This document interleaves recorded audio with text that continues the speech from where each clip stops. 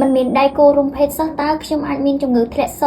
ដោយរបៀបណាដែរអ្នកគ្រូចាចំពោះជំងឺធ្លាក់សបញ្ហារោគស្ត្រីនេះมันសំដៅទៅលើតតែអ្នកមានដៃគោទើបអាចមានកើតជំងឺធ្លាក់សបែបនេះបានទេចំពោះស្ត្រីដែលគាត់នៅលាវក៏អាចកើតបានដែរកើតឡើងដោយកត្តាណាខ្លះទី1កត្តាកង្វះអនាម័យមិនបានត្រឹមត្រូវចាទី2តកតនឹងកត្តារស់នៅប្រចាំថ្ងៃរបស់យើងតកតនឹងការស្លៀកខោក្នុងមិនបានត្រឹមត្រូវចាជួនកាលយើងចូលចិត្តអង្គុយយូរឈរយូរដូចជាកន្លែងធ្វើការអង្គុយផ្អឹបជាប់យូរលើសពី4ទៅ5ម៉ោងទៅចាលីអូលៀកមួយថ្ងៃវល់ល្ងាចអត់បានបដូរចាវាហប់វារឹបក៏អាចធ្វើយើងមានការកើតផ្សិតកើតលមាស់កើតធ្លាក់ស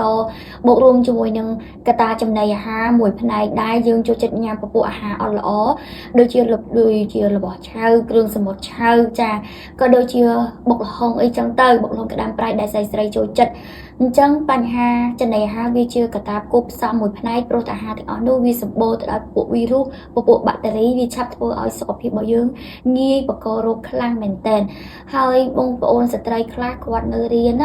អូនគាត់នៅរៀនគាត់កង្វះអនាម័យគាត់ចូលចិត្តចូលបន្ទប់ទឹកសាធារណៈរួមមួយចំនួនដែលមិនមានការអនាម័យត្រឹមត្រូវសម្បូរទៅដោយបាក់តេរីក៏អាចងាយឆ្លងងាយកើតបានដែរប៉ុន្តែវាមិនទាំងអស់ទេបើសិនជាសុខភាពទ្វារយើងល្អយើងថែទាំត្រឹមត្រូវវាមានបាក់តេរីល្អមានសំណើមដែលជួយការពារមេរោគល្អវាអត់ងាយកើតទេណា